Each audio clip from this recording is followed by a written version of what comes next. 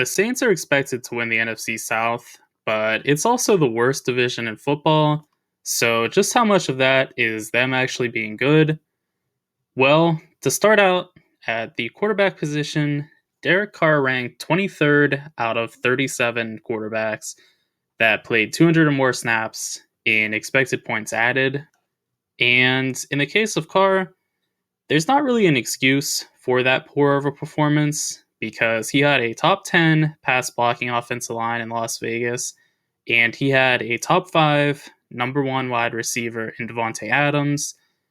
Yes, the coaching was not ideal in Las Vegas, but how much does coaching actually matter? It matters a lot less than everything else working in your favor, and really, Vegas was set up pretty nicely for him to succeed. They had some injuries, but they still had a top 10 receiving unit as a whole. So Carr's poor performance was really basically all on him. And with that said, though, he still might be the best quarterback in their division for this upcoming season because Bryce Young is his main competition, and he's a rookie with a less than ideal supporting cast. So Carr may be the favorite for this division. As far as Carr's offensive line is concerned, the Saints and Raiders couldn't be much more different because whereas the Raiders ranked 9th in pass blocking according to PFF, the Saints ranked 26th. And really, there's not much hope of improving for the Saints because it's basically the same starting 5, with the only exception being Trevor Penning is going to play in place of James Hurst, which is actually probably going to be a little bit of a downgrade in pass protection because Hurst is actually a really solid pass protector, and Penning didn't play basically at all last year. He played a total of 33 passing snaps, but he was not good in his pass protecting reps. So it's probably going to be, if anything, a little bit of a regression in pass protection, which is not ideal when you're already ranked 26th. The rest of their starters are more name recognized than they are for actually being good, i.e., Cesar Ruiz, Eric McCoy, and Andrus Peat were all selected really highly in the draft, and in the case of Peat, have made the Pro Bowl somehow, but they are not actually performing well according to PFF or basically any other metric. So they may seem good on paper, but in reality, they're actually kind of a disaster. And again, that's pretty worrisome for a quarterback like Carr because Carr is not really known to uplift the talent of his team. He's more so kind of a benchmark for the talent of the team. And the offensive line is not going to do him any favors at all. Something that really does work in Carr's favor, though, is he's going from one elite group of receivers to another, with the Saints having a little bit of a downgrade from Devontae Adams to Chris Olave, but it's not as big of one as you would expect. Chris Olave was 17th in yards per game and 14th in yards per reception. And I know it's only 1 year, but I'm already confident to say that he's a top 15 receiver just based on those numbers, combined with the fact he was doing it with Jameis Winston and Andy Dalton as his quarterbacks. That's really impressive. That is about as poor of quarterback play as you're going to see for an elite receiver, and Olave was definitively an elite receiver. It's not just Olave, though, because if this is the year, which I feel really optimistic in even throwing that idea out there, but if this is the year where Michael Thomas is healthy again, I still have faith that he can be an elite receiver because, yes, it was ages ago, 2020, that he last had a healthy year, but he was a top 20 receiver at a minimum in 2020, and years prior to that, he was a top 5 receiver. So they do have a lot of talent on the roster. It's just going to be a question of if they're going to be able to get all of it, or if Thomas is again going to struggle with injuries all year, and it's just going to be Chris Olave, which, again, you could do a whole lot worse than just having Chris Olave, because Olave is just exceptional, and he is the perfect receiver to have for basically any quarterback because he gets open with ease and doesn't leave any doubt. He doesn't have an issue with hands either, so if Carr sees him open, he's going to make the catch. There's basically no issue with Olave, and when healthy, Thomas is a great complementary piece because he's not as good of a separator as Olave is, but he can also really catch the ball. Tre'Quan Smith is not the most ideal number 3, but you could do worse. He's an NFL caliber receiver, and what's nice is they have the tight end and running back position on lock, as Alvin Kamara, still one of the best running backs in the NFL. Not quite as good as he was in years past this past season, but still a great route runner for the position and just a really good running back in general. And in addition to that, they have Jawan Johnson at tight end, who is one of the most underrated players in all of football because he was not doing it on the per game basis, obviously, that Travis Kelce was, but he averaged 12.1 yards per reception as a tight end, and that is 0.1 yard less than Travis Kelce. I'm not saying he's as good as Kelce, but there is a lot of value in being able to mirror Travis Kelce in any stat as a tight end. That shows you're clearly doing something right. So the Saints have some options at receiver. They also have Foster Moreau, who I'm not entirely sure if he's going to be cleared for the start of the season or not. I believe he was dealing with Hodgkin's lymphoma, and he's cleared from that, so hopefully he'll be ready to play at some point this year. If not, he's going to be a great piece for them moving forward because he is a really talented player. He just hasn't always been able to show it because he's been behind Darren Waller in Las Vegas. So he hasn't always been able to show it.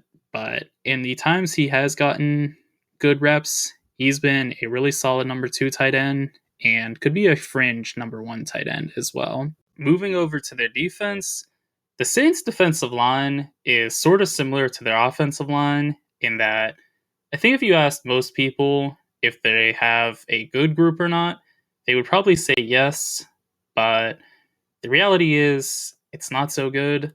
Cameron Jordan is regarded as being an underrated player in this league, but is actually really struggling to get after the quarterback at this point because he was 72nd in pressures in the NFL this past season, and he was number 1 for the Saints in that stat.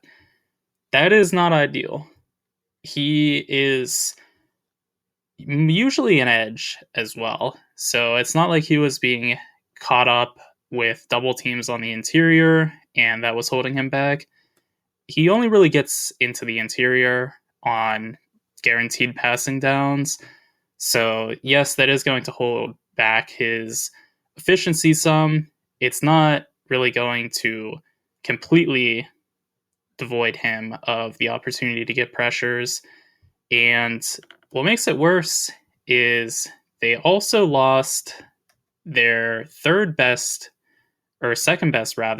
pressure getter in Marcus Davenport, who is now with the Vikings.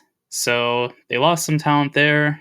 They were able to add back some of it with Nathan Shepard, who's an interior defensive lineman. So they do have some proficiency coming back, but Shepard was doing it on a pretty irregular basis on the Jets. He only had 208 passing snaps all of last season, so it's not the best sample size, and really that's not ideal because in addition to losing Davenport, they also lost David Onyemata, who is an interior player as well, and Onyemata is a surer bet on the interior than Shepard is, so they're going to struggle to get pressure, and In this day and age, that's the name of the game. What makes it more prevalent, too, for them to struggle to get after the quarterback is the fact that they were sixth least in blitzing percentage. So they're going to have to get pressure from their front four, and I just don't really think they're going to be able to.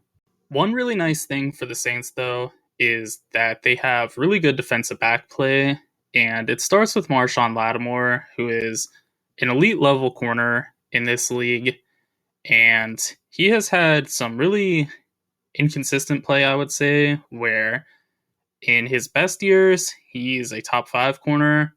In his worst, he's about average, but give me that guy any day of the week. If your worst is still average at a position that's very finicky, where basically every defensive back is going to have years where they're just not quite as good because the scheme isn't as accommodating for them, or they have harder matchups for receivers that year.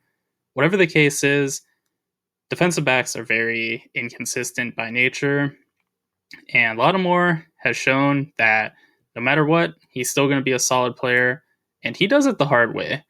He will shadow coverage your number one receiver. So long as they're on the outside, he is following them, and he will take them out of the game a lot of the time.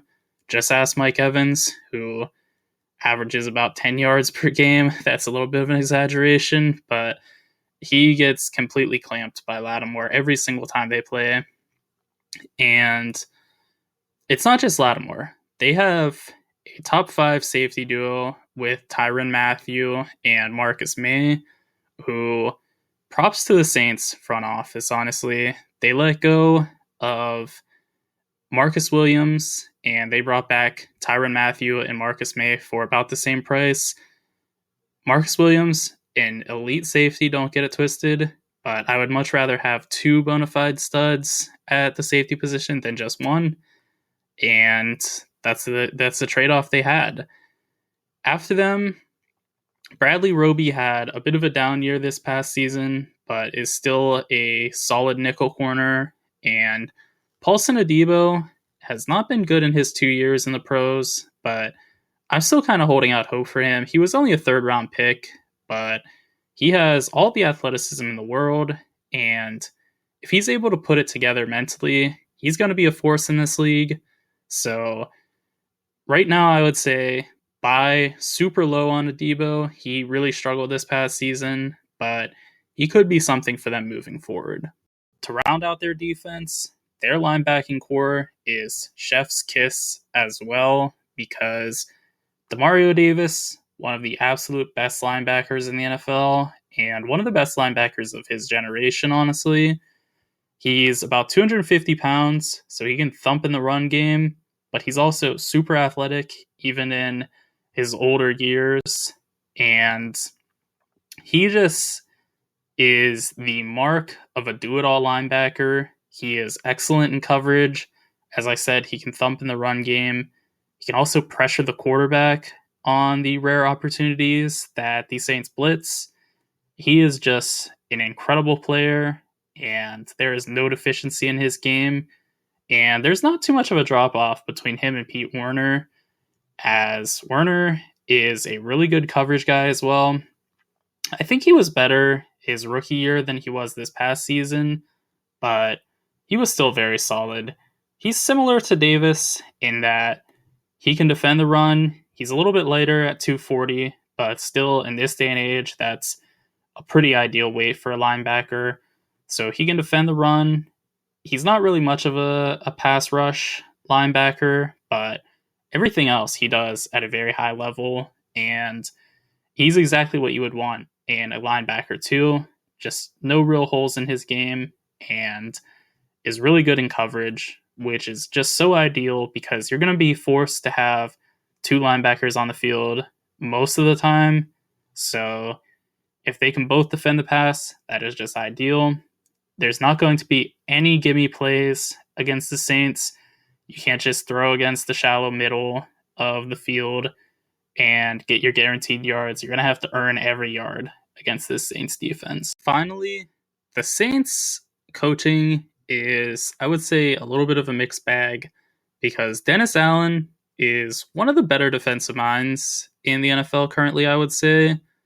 But he gets himself into trouble, as a lot of defensive minded coaches do, by meddling with the offense. And this is really pronounced with the Steelers, with Mike Tomlin, where he has not only kept Matt Canada, but has also told him to be conservative. Dennis Allen is not that level, but I think he's part of why the offense is as middling as it has been, because they were 17th in average depth of target, so dead average, even with Chris Olave and Jawan Johnson, who both command respect downfield at their respective positions. And they were 12th in rushing percentage, even with the horrendous offensive line that would get no push in the run game, which is a little bit of a double-edged sword. You want to run to take pressure off of the offensive line in pass protection, because if you pass every play, obviously the defensive line is going to be able to sell out and just play the pass. But you also don't want to guarantee that you're going to be in bad positions all game long. And especially with Andy Dalton, he's not going to be able to get you out of trouble if you're in a 3rd and long. He's not going to be able to extend the play and get you those yardages the hard way. He's somebody that needs to be in rhythm the entire way through. And with how poor their rushing attack has been, even with Alvin Kamara being a really solid running back, it was just Kamara last year.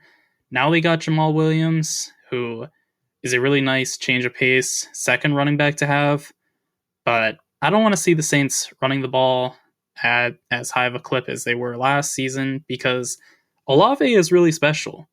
And Carr is not a great quarterback, but he's a good enough quarterback. And I think that's all you really need with this group of weapons, assuming they're healthy. Any quarterback is going to have success with this wide receiving bunch. So I want to see them passing the ball more, and I'm not sure if Dennis Allen is going to allow for that or not, because I think he's a little bit stuck in his ways, as, again, a lot of the older defensive-minded coaches are, where they just want to play defense and slow the game down to a halt.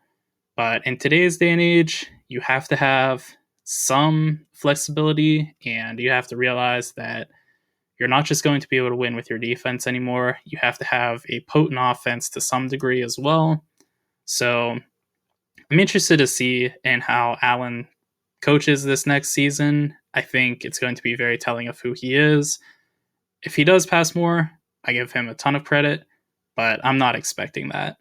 So how good are the Saints? They're actually pretty good. They're not a true playoff contending team in my eyes, but given how poor their division is, that might be the way they go. And really, they have the telltale sign of a poor team in the NFL, where they have some really pronounced strengths, but also some really pronounced weaknesses as well. And really, I think they're an interesting team to monitor moving forward, because they've evaded real cap issues every year, even though they're just seemingly pushing the cap towards next year and next year and next year, every single year. So it'll be interesting to see if they're able to make improvements or not, because their roster does need an influx of talent. Their line play is really poor, and for years it was actually a strength of theirs, but it's become a bit of an issue for them. But their skill positions are about as good as anybody's.